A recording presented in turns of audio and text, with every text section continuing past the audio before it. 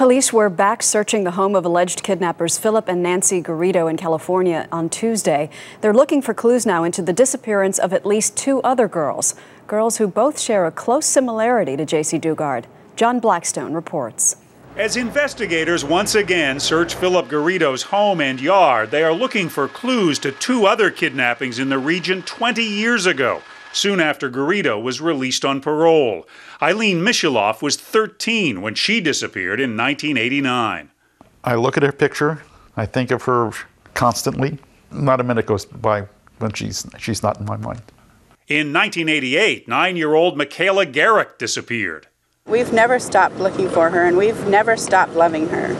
In age and appearance, Michaela has much in common with J.C. Dugard, who Garrido is accused of kidnapping when she was 11. These similarities included the manner of the abduction, in that they were taken in a very brazen manner in broad daylight in a public place. Investigators saw a similarity, too, between an old sketch of Michaela's suspected kidnapper and a photo of Garrido from that time. People who commit these offenses tend to be predatory and tend to have multiple victims.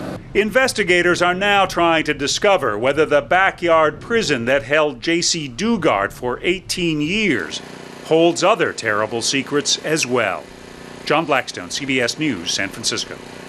Joining us this morning from San Francisco is Sharon Murch. She is the mother of Michaela Garrick, who's been missing now for 21 years. Good morning, Sharon. Good morning. I know that you asked investigators if you could visit the Garrido home yesterday. They said yes, and you went. Why was that important to you? Well, I wanted to go out there and see not so much the home as the operation. I wanted to see the efforts myself that were being made to find my daughter. And I really wanted to go out there and offer my support to our police investigators, who I think are doing a wonderful job.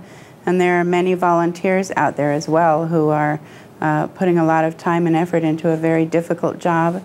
And I really wanted to express my support and appreciation for their efforts as well. Was there something more? Was there part of you that was hoping that you would see something that would remind you of Michaela?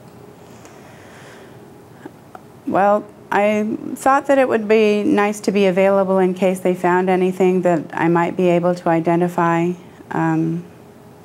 But I know that if they find anything that they think might be tied to Michaela, that they will be in touch with me immediately wherever I am. Does this search and this possible connection fill you with hope, Sharon, or with dread? No, it fills me with hope. When I first heard that J.C. was alive, my first thought was Michaela has to be with her. Since that time, I have heard that the neighbors reported to the police several years ago that there were girls living in the backyard at the Garrido house. And they didn't say there were 3 girls living in the backyard. They said that there were 5. And the age ranges that they gave could have included J.C. and her girls among the younger ones. And perhaps the older one that they saw might have been Michaela.